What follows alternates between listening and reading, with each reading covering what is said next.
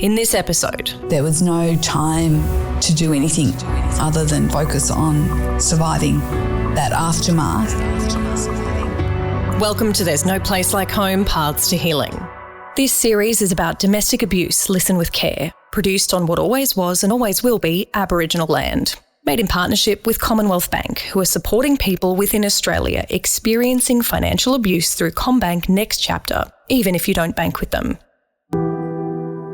For many, escaping from an abusive home is just the beginning, because there's surviving the immediate crisis and then there's recovery, everything that comes next. I'd had this incredible career doing amazing things. I never planned on having a career break. It's not as if you're walking around with a sign on your face saying, I was abused, don't hire me. But being abused actually impacts on your ability to get work. When you're not safe at home, a job can be a lifeline. It's a paycheck, a reason to be out of the house, an opportunity to connect with others, even a chance to raise the alarm. And after you leave, a way to recover, financially and psychologically. But when your ability to work is sabotaged, when you're forced to step away, the road back to the workforce can be long and difficult. Today, I'm joined by Dr. Anne Summers, who started Australia's first ever women's refuge half a century ago, and whose research is shining a light on how abuse can impact a woman's ability to work or study for years or even decades. And Belinda Casselden, a survivor advocate who spent years struggling to return to financially sustainable, meaningful work after abuse, and who knows firsthand what kind of difference workplaces can make in Australia's domestic violence crisis. Dr. Anne Summers, Belinda Casselden, thank you so much for joining There's No Place Like Home, Paths to Healing. Today we're talking about economic security and the impact on a victim survivor's long-term healing and recovery. I'm so honoured to be speaking to the two of you today. Belinda, I'd love to know what drives you to do the work you do and a little bit about yourself. So I am a survivor advocate. I unfortunately experienced over 16 years of domestic violence and abuse. And to give context, I guess when that started happening, I guess I defined it very much along the lines of physical abuse, because back then that was the language around domestic violence. We've now got to a point where we understand that abuse is far more than physical, and I can look at my relationship and see markers and say that I experienced all other forms of abuse at some point in that relationship. I do a lot of advocacy in a number of areas. One, to educate and inform people around the impacts of domestic violence, and not just the impacts at a very, I guess, immediate level, but the long-term impacts and the impacts that continue even after you've left a relationship. I also am a big advocate for getting women back into the workplace, and for me, that is fundamental in an ability to move away from abuse and to reclaim your life. Belinda, you speak really beautifully to the solutions and the hope, and I will get to that. But I think first it's important to establish the impacts that are not always acknowledged and are not always unseen or documented. Would you mind sharing, as much as you're comfortable, how your experience of abuse impacted your professional career at your work? First, during the relationship? So I had a really successful career and an accomplished career. I was a senior executive for a major Australian company, and at one stage would say probably was the prime breadwinner. The abuse showed up in many ways. I think the first one is often your productivity is compromised. You know, I would be kept up all night being abused and then have to go into work the next day feeling pretty broken, very sad and very distracted, and having to focus on stuff. It shows up in terms of, I guess, the shrinking of my network, because it becomes hard to, work late and you come home and you pay the price of that. Or if you're travelling, he's wanting to know where you are. He's sending messages asking, what time you're going to be home. And it just starts to become easier to not go and be late at work, because the consequence when you get home is quite significant. It also compromises you in ways like, you broke my company laptop, and I then have to explain why that happened. So you take on some of that, shame and blame, and to protect him, which is not necessarily the right thing to do, but you're in survival state, and the decisions you make when you're living in a state of survival and fear are very different to the decisions you make when you're feeling safe and secure. I think the other part to recognise is that the workplace culture can really have an impact on your well-being. It, on one level, can be a really safe space and a chance to breathe, but at the other end of the spectrum, it can reinforce some of what's happening at home. And I had a situation where I had been abused all night. I went in, I had to attend a meeting. The culture at the time was not very supportive, and it was very much everyone was, protecting themselves because sales and profit weren't great. And as I walked into a meeting, a very senior person said to me, "Are you here for your weekly beating?" What impact did that have on you in the moment? Oh, it disarms you totally. You're already feeling very, very vulnerable. And he knew nothing about what was going at home, but the language matters, and the way people show up at work can really impact on how a female or a woman going through abuse can feel. It can lift them up and make them feel better, or it can reinforce everything that's going on at home. I think the other part to it, Sal, is that after leaving and not having work, not working allows the abuse to change and shift, because there was a financial disparity between what my ex-husband had financially versus what I had. And that's where I think we have an opportunity, because if we can provide employment to women who are, leaving abusive situations, not only are they financially benefiting, but you have a situation where work provides things like social connection. It makes you feel valued. It helps with your mental health, because women who have been through abuse are already feeling pretty diminished. Their sense of worth is pretty low.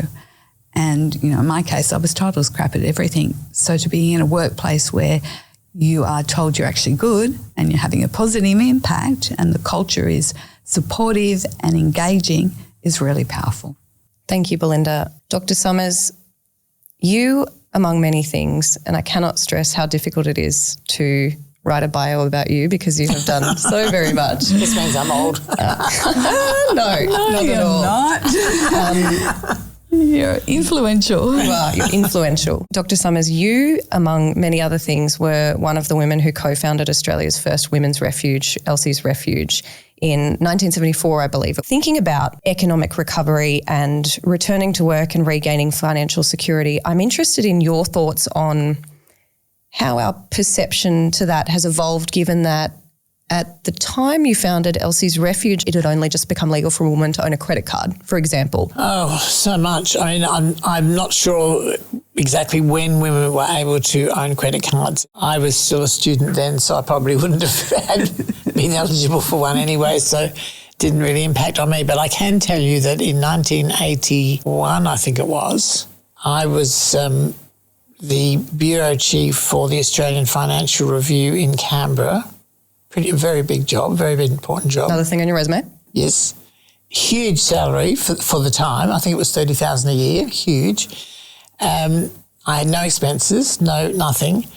And I decided I wanted to buy a house. I found a house, and the house cost $89,000. And so I could totally afford it on my $30,000 a year salary. So I went to the bank and asked for a loan, and they said no. Well, Because you're female. Because I was a woman. did they say that to you? Yes. And they said if I wanted to borrow the money, I would have to have a male co-sign it. Well, first of all, I tried to protest, and I got my boss, who was the editor-in-chief of the Financial Review, to write them a letter saying that, Dr. Summers is a, eminent employee and well paid and blah, blah, blah, and she can afford it. And how dare you discriminate and all that. It made absolutely had no impact on them at all. So in the end, I had to get a man to co-sign it. They didn't ask his income. They weren't interested in anything about his ability to pay the loan. It was only what was between his legs. And that was 1981. So, the barriers to women being able to, support themselves included many things today we just can't even imagine. And of course, back then, we used to have newspapers with job ads in them. No longer. When you open up the newspapers and there'd be one page men and boys, another page women and girls, completely different jobs and completely different pay scales. And I also remember when I first left uni, which was in about 1970, I applied for a job as a specialist trainee. And back then they had these ads in the newspaper, specialist trainee, and they published the salaries. And the salaries were divided. There were two columns. One was male and one was female, and under each column was the level of education. And what they showed was that a boy with high school degree got paid more than a woman with a university degree. Wow. And those sorts of things were just so egregious and so patently unfair and discriminatory that when we finally got anti-discrimination legislation in this country, and we got it federally in 1984, the Sex Discrimination Act meant that women could no longer be discriminated against in employment and in education and in the provision of services. And, our lives changed dramatically as a result of that. And you have done work on what it looks like for a woman who has been abused after she leaves the relationship and the long-term impact on her ability to find work and be educated. I think this is important for a number of reasons, but primarily I think it's crucial for our discussion because there is an idea that once you leave a crisis situation, your life becomes exactly what it was before the abuse, and that doesn't acknowledge the long-term impact that has on you. Can you share some of the key findings? There are several points of important points in the journey away from violence towards safety and recovery and healing. And the first of them is, I guess, the decision to leave. And that can take a lot. It takes a lot of courage. It also takes a lot of cunning, a lot of planning. Having left, the majority of women do not go to refuges. The majority of women go to friends or family, or they may have the resources to go into their own flat if they're lucky. But then that's not the end of it. I mean, you're not only dealing with the ongoing trauma, often the abuse increases after separation, and the risk of lethal abuse, of actually being killed, increases dramatically once you've separated. So it's can be a very scary time for the woman and her kids. So she's got to not only find somewhere to live that's safe, that he can't find her, she's got to be able to find some way to support herself. And as we know, the government benefits don't cut it. So 60% of women who are suffering domestic abuse are in the workforce. But she's got to make sure that she can keep that job with all the stress going on. And she has to rebuild her life. I mean, often she'll lose friends. When people separate, the friends have to choose sides. Do they stick with you or they stick with the husband? I bet you experienced that. Not so much that, but everything else that you're saying is almost like you're describing my life. Really? Yeah. Yeah. So, but I mean, the work that I've done really is kind of more general about the fact that women who have experienced domestic violence are less likely, by a factor of nearly 10%, if they've suffered economic abuse, to get employment or to be employed. So being abused actually impacts on your ability to get work. And it's not as if you're walking around with a sign on your face saying, I was abused, don't hire me.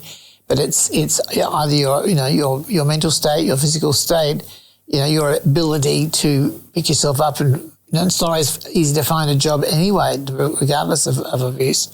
So that's one really important factor. The other factor that we discovered in our most recent research, which really, really shocked me, and I should have known it, but I didn't, was the extent to which university students, female university students, are experiencing domestic abuse and the extent to which that is forcing them out of university.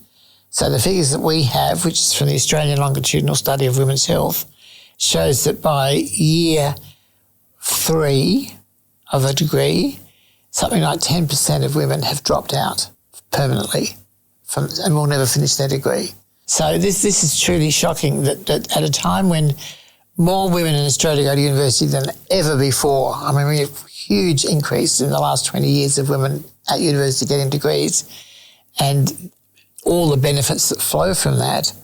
There is a group of women who are being denied those benefits because men are stopping them. Belinda, something Anne just mentioned then was not just the ability to support yourself, but also the ability to thrive. And I think that that's something you and I have spoken about before, not just the practical, but the ability to experience your life on your own terms with joy. How has experiencing what you've experienced impacted your professional trajectory after escaping the abuse? Oh, significantly. And I just want to preface that I do probably sit in a position that is a little bit more privileged than others, and that there are a lot of women that are probably doing it even harder than I am.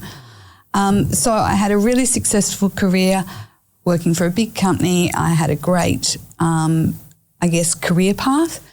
And then I found myself having an unplanned career break. It was never intended that I would have time out of the workforce, but circumstance meant that I did. We moved to Asia for 4 years and I literally came home and didn't return. But it took me, from the moment I decided I had to get out, it was 2 years before I actually did it. And so we arrived back with nothing, nowhere to live, no belongings. And then when I went to start looking for work, I found myself up against a whole number of challenges. And for a lot of organisations, I believe, they look at career breaks as liabilities.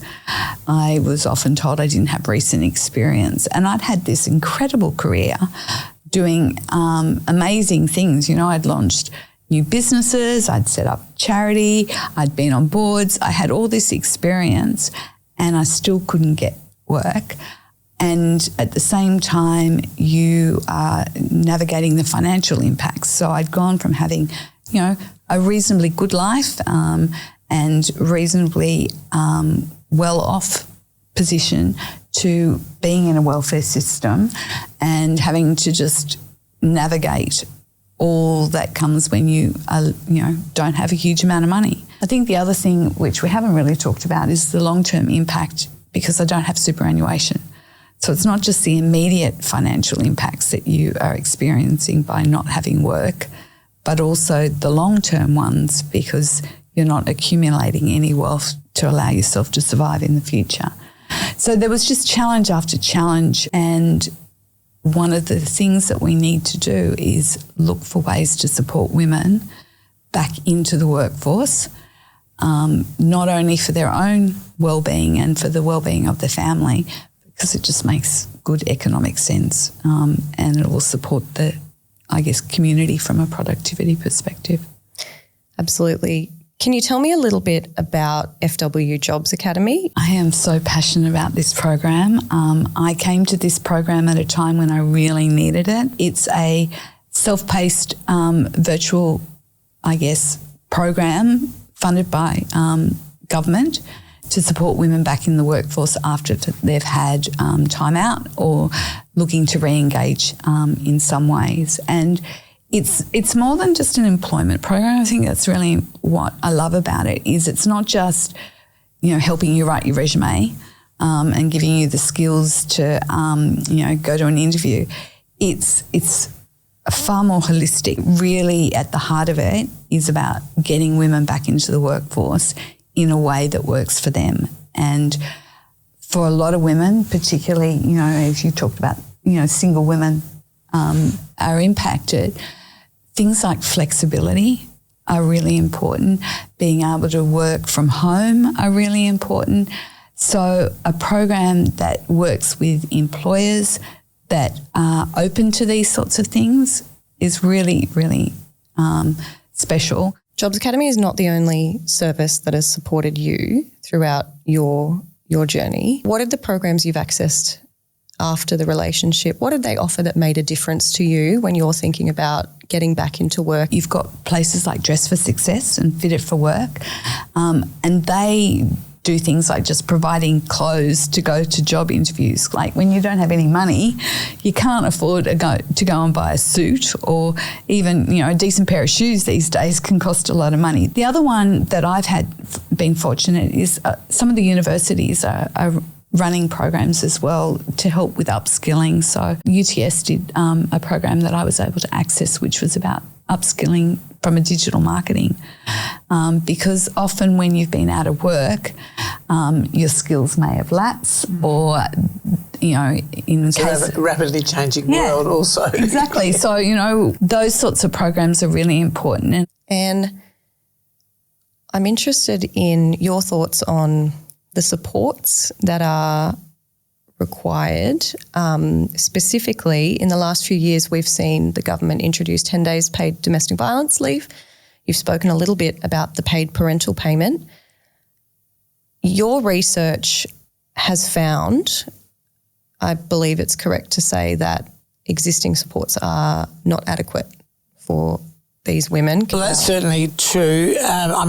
The government is to be commended for introducing this legislation. There's several problems with it, though, and it really urgently needs revision, in my opinion, and that's certainly the recommendation that we put into our report, the cost. 10 days is not enough. What we found, and what the government's own figures show from the personal safety survey, they looked at the whole issue of leave, and what those figures show is that women take an average of 31 days off if they need to. Some women take months off. That's one problem. Second problem is that no one knows about it. So the take-up rate is they did a review of the legislation after 1 year, and the results of that review showed that no one knows about it, and so the take-up is very, very low. Employers don't know about it, and they're legally obliged to provide it, but most of them don't even know that they're supposed to. And I think they have to do more follow-up with the women who've taken it to see what their experience was like and the extent to which the intention of the legislation is actually being delivered. The goodwill is there, but it's just not matched to what the need is. I think the other thing too is that there's obviously at the point that you leave, there's a need for some time, but I can look at my own experience, and if I had been working through that, it wouldn't have been just one bucket. Yeah. I would have needed, I was pulled back into court at various times. There's situations where your kids are going through some stuff that you need to support them. So you need to be able to access it on an ongoing basis, depending on what's happening. And, you could just have a bad day. And as you said, often abuse increases, that your risk post-separation increases, which means that you're going to need some support at various times. And we need to recognise that abuse doesn't just stop when you leave. And also that leave should only be part of the package. It also needs to include referring women to services that may not be aware of that can help them, and they could be legal services, they could be housing services, they could be health, any kind of services. It needs to be part of a whole package, which has got to have an employment component in it as well, if needs be. Maybe the woman has to move jobs. That's another risk. That, if a former partner knows where she works and she's very vulnerable there, she might have to move to a different job, different neighbourhood, all that sort of thing. So it's a much more complex thing than just giving the leave. Belinda, I'd like to find out from you When you are working with women who've been out of the workforce like yourself for a long time, what do you find helps them the most? So there's the real practical stuff, for a lot of women who have been out of work for a long time, they don't even have a resume or even know where to start. So there's that practical thing. I think the other thing is it's really important to know that you're not alone in this process and to have someone who can just back you up. And so there's a network that you start to build through the cohort of people who are looking for work, who are all experiencing the same thing as you. And that can be really encouraging because job hunting is the loneliest and hardest, disheartening experience at the best of times.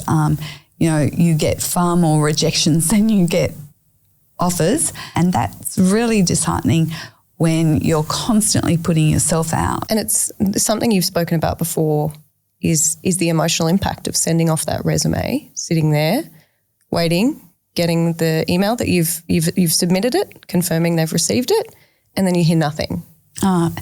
It's the worst experience. I mean, so often you'll get something maybe in the first couple of days, usually sent at 3 a.m. in the morning, which suggests that maybe a human hasn't even looked at it, or you'll get something 3 or 4 months later, which is usually when they're closing out their system because they've already recruited someone, or you get nothing, literally nothing, not even a response. And each of those has an impact on your mental well-being. And when it happens all the time, you spend so much time on an application to get nothing. You have to pick yourself up and do it again.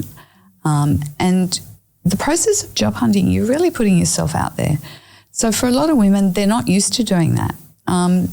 Self-promotion is not something that comes easy, or they don't even know how to talk about their incredible experiences.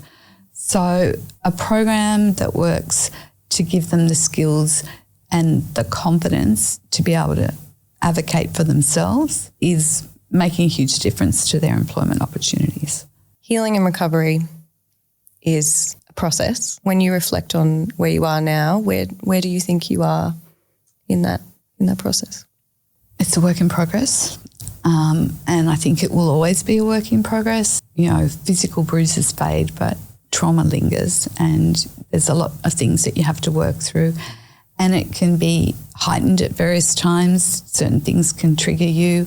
I think it's constant. I have been lucky that I have had support around me, which means that in those really tough periods, and there have been really tough periods, I can call on that support in the way that I need it to get me through. But my life post-separation is very different to the life I had prior. Yes, it's free of physical abuse, but I'm navigating whole new spaces because of the financial impacts of not having a work. Do you feel proud of yourself? Because knowing you, I feel an immense amount of pride. Thank you, Sal. Do you ever stop and reflect on who, all that you've done and all that you've achieved? I need to get better at that. I'm not very good at reflecting or celebrating myself. But what I do try and do is, I'm so focused on the end game, right? I'm trying to climb Everest and I just want to get to the top. But I do every now and then stop and look at how far I've come. And when I do that, I guess I'm proud of my children and what they've navigated and against some incredibly challenging times. But I'm also proud of the fact that I have been able to get through some tough things. I'm incredibly strong and courageous and resilient.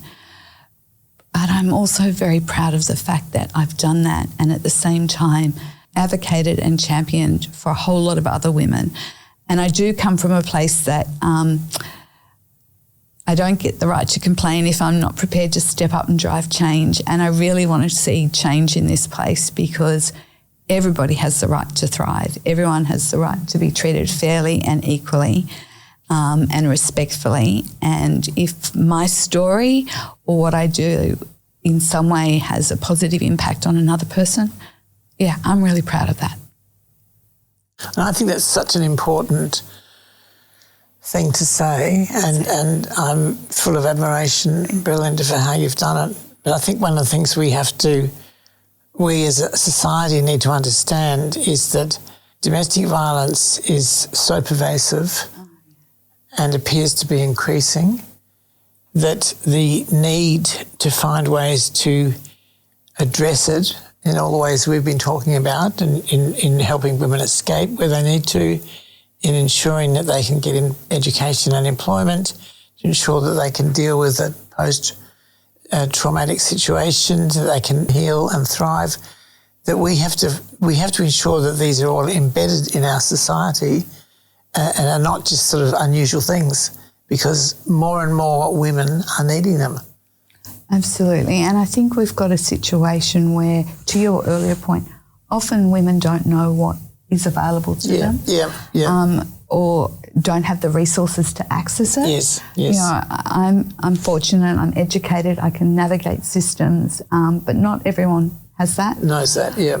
Not every woman has the ability to speak up for themselves, because that often, in this case, comes with fear and a risk to their safety. Anne and Belinda, I would love to end this conversation by asking both of you, when you are in that situation where you're looking through the data and finding things that shouldn't surprise you but do, or you're having a difficult conversation with a woman who's been ghosted by employers and is feeling very despondent, what are the things that give you hope to keep getting up and continuing to do this work? And well, in my case, when I first saw that figure, that was 60% of single mothers have experienced domestic violence, and that is why they are single mothers.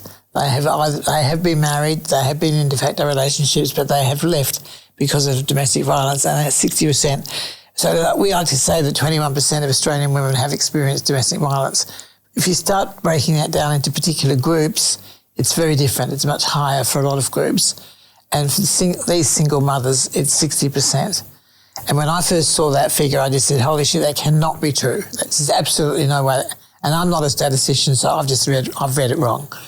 So I had to ring up a friend who is a statistician, and she had looked at it, she said, no, it's right. And then I still didn't believe her, so I then rang the ABS. I said, I think you've got one of these figures wrong. They said, no, it's not wrong, it's right. And that was both a moment of shock, but it was also a moment of, okay, we have to do something here. To me, it was incredibly motivating that we had to get the word out that a really, really bad situation is existing in our society, and people don't know about it, or the right people don't know about it, or not enough people know about it. And so to me, it was highly motivating.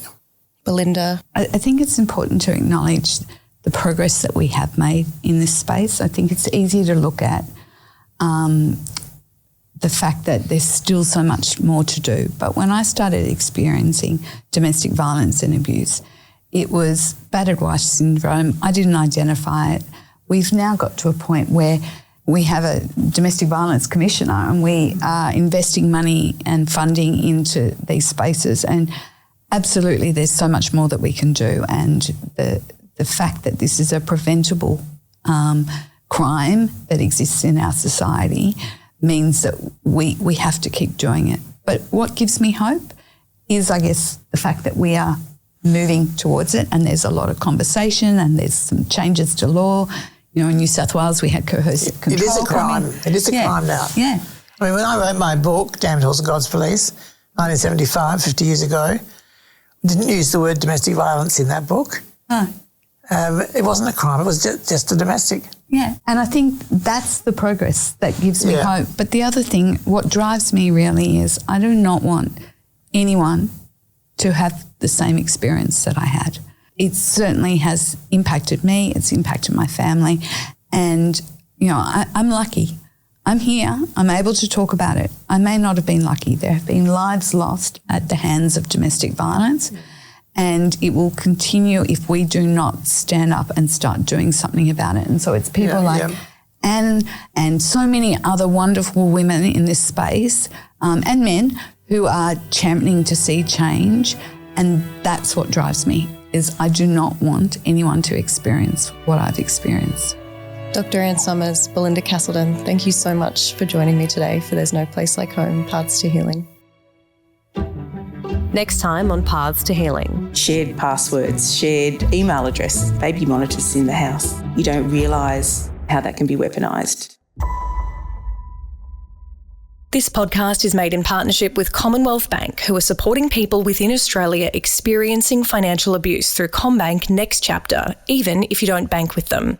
Contact CommBank's Next Chapter team on 1800 222 387, Monday to Friday, 9 a.m. to 6 p.m. Sydney, Melbourne time, excluding public holidays, or visit commbank.com.au/Next Chapter. If you enjoyed this podcast, please rate and follow or join the movement at futurewomen.com. This episode was hosted by Sally Spicer. Executive producer is Sally Spicer. Our producers are Odessa Blaine and Marcella Rossiano Barrow, who's also our video producer. Geraldine Bilston is our sensitivity consultant, and our supervising producer is Jamila Rizvi. Audio editing by Dave Collins, artwork by Patty Andrews, videography by Charlie Rogers.